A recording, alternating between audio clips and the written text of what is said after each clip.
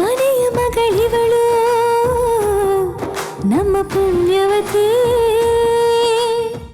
ನೋಡು ಪದ್ಮಿನಿ, ಈ ದೇವರು ಶಾಸ್ತ್ರ ಸಂಪ್ರದಾಯ ಎಲ್ಲ ಇರೋದು ಮನುಷ್ಯನ ಬದುಕಕ್ಕೆ ನ್ಯಾಯ ಒದಗಿಸೋಕ್ಕೆ ಹೊರತು ಈ ಥರ ಅನ್ಯಾಯ ಮಾಡ್ಕೊಳ್ಳೋದಕ್ಕಲ್ಲ.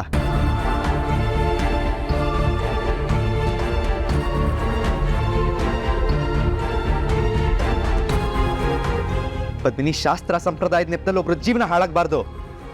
ಅದೇ ಇಲ್ಲಿ 3 ಜನರ ಜೀವನ ಹಾಳಾಗ್ತಾ ಇದೆ. ಯಾಕಿದ್ ನಿನ್ಗೆ ಅರ್ಥ ಆಗ್ತಾ ಇಲ್ಲ?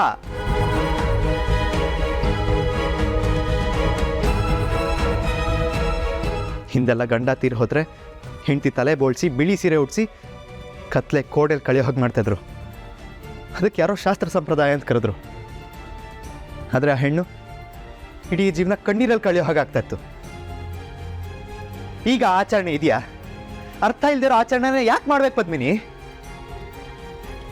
ಏನೇ ಆದ್ರೂ ಸರಿ, ಈ ತಾಳಿನ ಕೀಳಕ್ಕೆ ನಾನು ಅವಕಾಶ ಕೊಡಲ್ಲ ನಂದನವರೇ.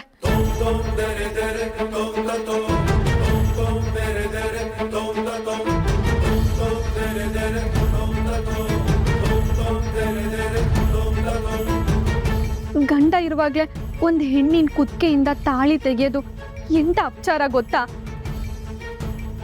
ಅವತ್ತು ಒಂದೇ ಒಂದಿನ ಪೂರ್ವಿ ತನ್ನ ಕುತ್ತಿಗೆಯಿಂದ ತಾಳಿ ತೆಗೆಯೋ ಪ್ರಯತ್ನ ಮಾಡಿದ್ದಕ್ಕೇನೆ ನಿನ್ನ ಬೆನ್ನ ಮೇಲೆ ತೆಂಗಿನ ಗರಿ ಬಿದ್ದು ಎಂತ ಅಪಾಯ ಆಗಿತ್ತು ನೆನ್ಪಿದೆಯಾ?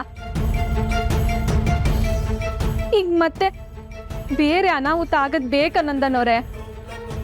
ಪದ್ಮಿನಿ ಪ್ಲೀಸ್, ಅವತ್ತು ನಾನು ತೆಂಗಿನ ಮರದ ಕೆಳಗಡೆ ನಿಂತಿದ್ದೆ, ಗರಿ ಬಿತ್ತು. ಅದಕ್ಕೂ ಇದಕ್ಕೂ ಲಿಂಕ್ ಮಾಡಬೇಡ. ಅಲ್ಲ, ನನ್ನ ಬಗ್ಗೆ ಯೋಚಿಸ್ತಿರೋ ನೀನು ನಿನ್ನ ತಂಗಿ ಬಗ್ಗೆ ಯಾಕೆ ಯೋಚಿಸ್ತಿಲ್ಲ? ನಂಗೇನೋ ಆಗ್ಬಿಡುತ್ತೆ ಅಂತ ಪೂರ್ವಿ ಇಡೀ ಜೀವನ ಈ ತಾಳಿ ಹಾಕೊಂಡು ಒಬ್ಬಂಟಿಯಾಗಿ ಕಳಿಬೇಕಾ?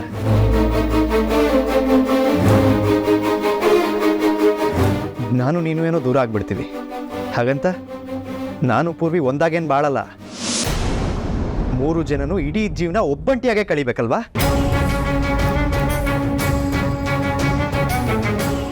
ನಿನ್ನ ಪೂರ್ವಿ ಅಕ್ಕ ಆಗಿ ಒಂದ್ಸಲ ಯೋಚನೆ ಮಾಡು ಪದ್ಮಿನಿ. ಪೂರ್ವಿ ನಿನಗೆ ಚೆನ್ನಾಗಿ ಗೊತ್ತಲ್ವಾ, ಆಕಾಶ ಭೂಮಿ ಒಂದಾದರೂ ನಾನು ನೀನು ಒಂದಾಗಿ ಬಾಳಕ್ಕೆ ಸಾಧ್ಯ ಇಲ್ಲ ಅಂತ. ಎಷ್ಟೇ ವರ್ಷ ಆದರೂ ನಾನು ನಿಮ್ಮ ಅಕ್ಕಂಗೋಸ್ಕರ ಕಾಯ್ತೀನಿ. ನಾನು ಅವಳ ಜೊತೆನೇ ಬಾಳ್ತೀನಿ ಪೂರ್ವಿ.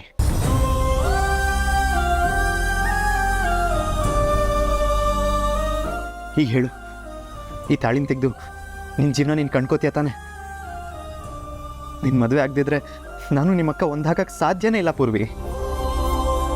ನೀನೊಂದು ದಡ ಸೇರಿದ್ರೆ ನಿಮ್ಮ ಅಕ್ಕ ನನ್ನ ಹತ್ರ ಬರೋದು. ಈಗ ಹೇಳು ಪೂರ್ವಿ, ನಿಮ್ಮ ಅಕ್ಕಂಗೋಸ್ಕರ ಆದರೂ ನೀನು ಈ ತಾಳಿ ತೆಗಿತೀಯ ಅಲ್ವಾ? ತೆಗಿತೀನಿ.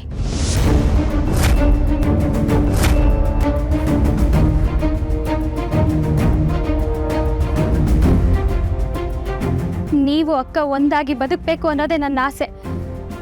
ಆದ್ರೆ ಅಕ್ಕ ಇದಕ್ಕೆ ಒಪ್ತಾ ಇಲ್ಲ. ನಾನೀ ಮದುವೆ ಆಗೋದ್ರಿಂದಾನೇ ನೀವಿಬ್ರು ಖುಷಿಯಾಗಿರ್ತೀರ ಅನ್ನೋದಾದ್ರೆ ನನಗೆ ಈ ಮದುವೆ ಆಗೋದಕ್ಕೆ ಯಾವುದೇ ಅಭ್ಯಂತರ ಇಲ್ಲ ಬಾವ. ಹಾಗಿದ್ರೆ ತಾಳಿ ತೆಗೆದ್ಬಿಡು. ತೆಗಿತೀನಿ.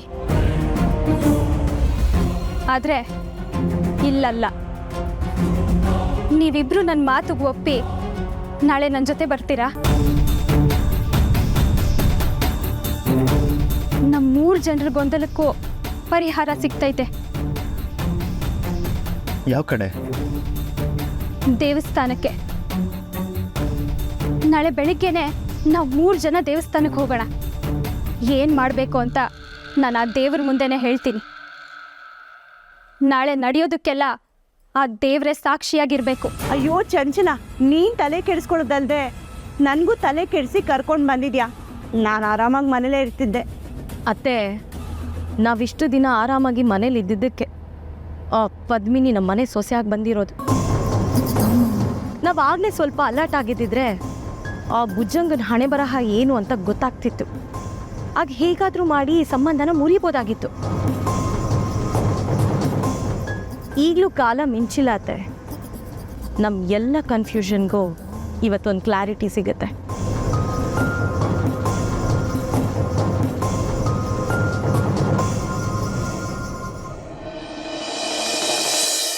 ದ್ಯಾವ್ರೆ,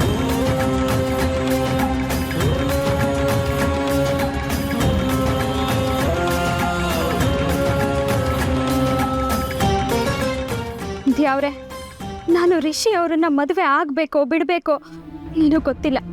ಆದರೆ ನಾನು ಅವರನ್ನ ಮದುವೆ ಆಗೋದ್ರಿಂದ ನಂದನ್ ಅವರು ಮತ್ತೆ ಅಕ್ಕ ಖುಷಿಯಾಗಿರ್ತಾರೆ ಅಂತಂದರೆ ನಾನು ಒಂದು ಕ್ಷಣನೂ ಯೋಚಿಸ್ದೆ ರಿಷಿ ಅವ್ರ ಕೈಯಲ್ಲಿ ತಾಳಿ ಕಟ್ಟಿಸ್ಕೋತೀನಿ. ಆದರೆ ಇವತ್ತು ನಾನು ಏನು ಹೇಳ್ತೀನೋ ಅದಕ್ಕೆ ಅಕ್ಕ ಒಪ್ಕೋಬೇಕು ದ್ಯಾವ್ರೆ. ನೀನೇ ಅವಳಿಗೆ ಆ ಮನ್ಸು ಕೊಡು. ಮನ್ಸು ಏನೇ ಹೇಳ್ತಿದ್ರು ನನ್ನ ಬೆಲೆ ಕೊಡೋದು ಮಾಂಗಲ್ಯಕ್ಕೆ. ಆದರೆ ಪೂರ್ವಿ ಕುತ್ತಿಗೆಯಲ್ಲಿರೋ ತಾಳಿ ಬೆಲೆ ಏನು ಅಂತ ನಂದನ್ ಅವ್ರಿಗೆ ಅರ್ಥನೇ ಆಗ್ತಿಲ್ಲ ದೇವ್ರೆ. ಅವ್ರಿಗೆ ಈ ಸಂಬಂಧ ಏನು ಅಂತ ಅರ್ಥ ಮಾಡಿಸಿ ಪೂರ್ವಿ ಜೊತೆ ಬದುಕೋ ಮನ್ಸು ಕೊಡು. ಮನ್ಸನ್ನು ತುಂಬ ತುಂಬಿರೋಳು ಪದ್ಮಿನಿ.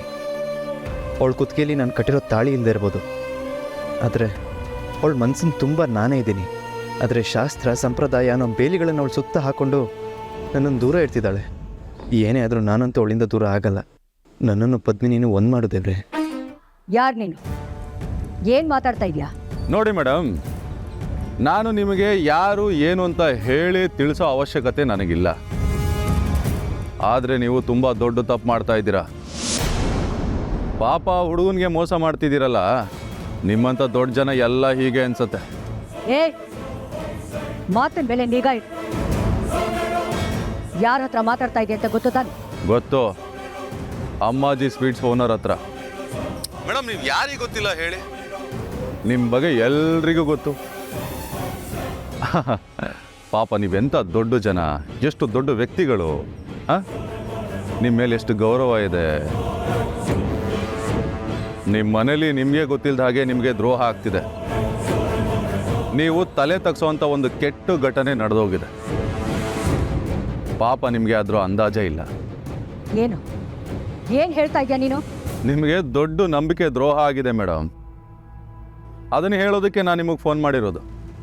ಪೀಟ್ಗೆ ಸಾಕು, ವಿಷಯ ಏನು ಅಂತ ಹೇಳು. ನೀವು ಇವತ್ತು ಎಂಗೇಜ್ಮೆಂಟ್ ಮಾಡ್ತಿದ್ದೀರಲ್ಲ ಪೂರ್ವಿ, ಅವಳಿಗೆ ಆಲ್ರೆಡಿ ಮದುವೆ ಆಗಿದೆ.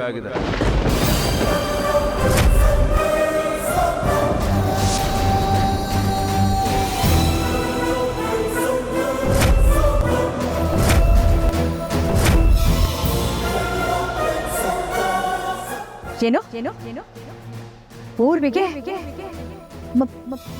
ಮದುವೆನಾ? ಏನ್ ಮಾತಾಡ್ತಾ ಇದೆಯಾ ನೀನು? ಸತ್ಯನೇ ಹೇಳ್ತಿದ್ದೀನಿ. ಇಲ್ಲ, ಸಾಧ್ಯನೇ ಇಲ್ಲ. ಏಯ್, ಬಾಯಿಗೆ ಬಂದ ಹಾಗೆ ಒಂದು ಹೆಣ್ಣು ಮಗು ಬಗ್ಗೆ, ಅದು ಅಲ್ಲದೆ ಏ ಅಮ್ಮಾಜಿ ಹತ್ರ ಮಾತಾಡೋದಕ್ಕೆ ನಿನಗೆ ಎಷ್ಟು ಧೈರ್ಯ? ಕೂಲ್ ಮೇಡಮ್, ಸತ್ಯ ಹೇಳ್ತಿದ್ದೀನಲ್ಲ, ನನಗೆ ತುಂಬ ಧೈರ್ಯನೇ ಇದೆ. ನೀವು ಇನ್ನೂ ವಿಷಯ ತಿಳ್ಕೊಳ್ಳೋದು ತುಂಬ ಇದೆ. ಇಷ್ಟಕ್ಕೆ ಶಾಕ್ ಆದರೆ ಹೇಗೆ ಹೇಳಿ? ಇಷ್ಟಕ್ಕೂ ನೀನು ಯಾರು? ನೋಡು, ನಮ್ಮ ಮನೆಯವ್ರ ಬಗ್ಗೆ ಬಾಯಿಗೆ ಬಂದಾಗ ಮಾತಾಡಿದ್ರೆ ನಾನು ಸಹಿಸಲ್ಲ. ನಿನಗಷ್ಟಿತ್ತು ಅಂದರೆ ನಾನು ಕಣ್ಣೆದ್ರಿಗೆ ಬಂದು ಮಾತಾಡು. ಖಂಡಿತ ಬರ್ತೀನಿ ಮೇಡಮ್. ನೀವೆಲ್ಲಿದ್ದೀರಾ ಅಂತ ಹೇಳಿ, ಈಗಲೇ ಹೊರಡ್ತೀನಿ. ಅರುಣಾಚಲೇಶ್ವರ ದೇವಸ್ಥಾನ. ಡನ್. ಇನ್ನು 10 ನಿಮಿಷದಲ್ಲಿ ನಾನು ಅಲ್ಲಿರ್ತೀನಿ.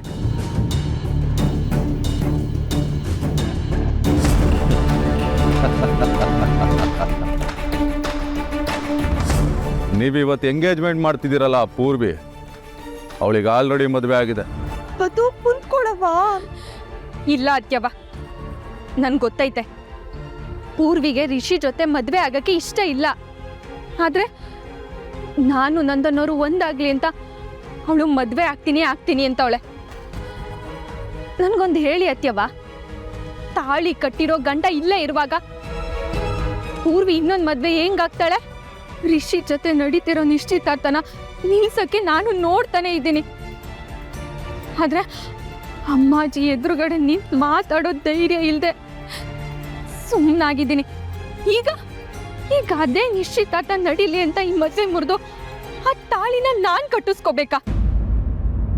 ಹಿಂಗ್ ಮಾಡಿದ್ರೆ ಎಂತ ದೊಡ್ಡ ಅಪರಾಧ ಆಗುತ್ತೆ ಗೊತ್ತಾ ಅತ್ಯವ್ವ? ಇಲ್ಲ, ನೀವೆಲ್ಲ ಎಷ್ಟೇ ಹೇಳಿದ್ರು ನಾನು ಇದಕ್ಕೆ ಒಪ್ಪಕ್ಕಿಲ್ಲ. ಪದ್ಮಿನಿ, ಹಠ ಮಾಡಬೇಡ. ಪೂರ್ವಿ ಮದುವೆಗೆ ಒಪ್ಪಿರೋದ್ರ ಹಿಂದೆ ನನಗೂ ನಿನಗೂ ಒಳ್ಳೇದಾಗ್ಲಿ, ನಾವಿಬ್ರು ಒಂದಾಗ್ಲಿ ಅನ್ನೋ ಉದ್ದೇಶ ಇದ್ರೂ ಕೂಡ ಅವಳು ರಿಷಿ ಜೊತೆ ಖುಷಿಯಾಗಿರ್ತಾಳೆ ಅನ್ನೋದಂತೂ ನಿಜ ಪದ್ಮಿನಿ. ಅರ್ಥ ಮಾಡ್ಕೋ. ಅಕ್ಕ ನೀನ್ ಇದಕ್ಕೆ ಒಪ್ಪಿದ್ರೆ ನನ್ ಮನ್ಸಾರೆ ಒಪ್ಪಿನೇ ರಿಷಿ ಅವ್ರನ್ನ ಮದ್ವೆ ಆಗ್ತೀನಿ ಕಣೆ. ನಿನ್ಗೇನ್ ಹುಚ್ಚಿಡ್ದಿದ್ಯಾ ಪೂರ್ವಿ? ಈ ತಾಳಿ ಶಕ್ತಿ ಏನು ಅಂತ ಗೊತ್ತಿದ್ದಲೆ ನೀನ್ ಇದನ್ನ ಕಡ್ಗಣಿಸ್ತಿದ್ಯಾ ಕಣೆ. ಆ ಸತ್ಯವಾನ್ ಸಾವಿತ್ರಿ ಯಮುನ್ ಜೊತೆ ಹೋರಾಡಿ ತನ್ನ ಗಂಡನ್ನ ಉಳಿಸ್ಕೊಂಡ್ಲು.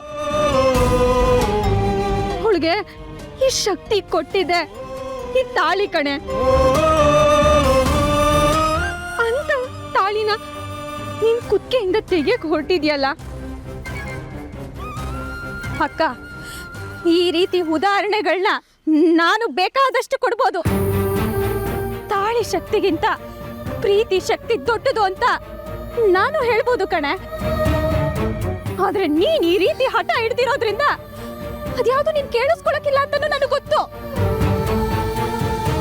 ಅಕ್ಕ ನಿನ್ನ ಹೆಂಗ್ ಕೇಳ್ಕೋಬೇಕೋ ನನಗೆ ಗೊತ್ತಾಗ್ತಿಲ್ಲ. ನಿನ್ ದಮ್ಮಯ್ಯ ಕಣೆ. ಈ ತಾಳಿನ ಕಟ್ಟಿಸ್ಕೊಂಬಿಡೆ. ಅಪ್ಪ ಅಮ್ಮಾಜಿ ಹೋದ್ರು. ಪದ್ದು ಪೂರ್ವಿ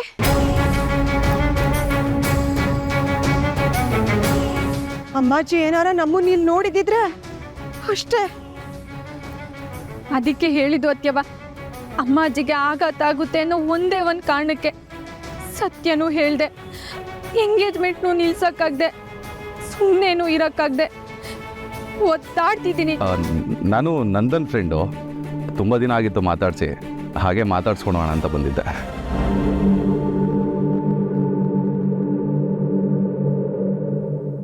ನೀನು ನಂದನ್ ಫ್ರೆಂಡ್ ಅಲ್ವಾ?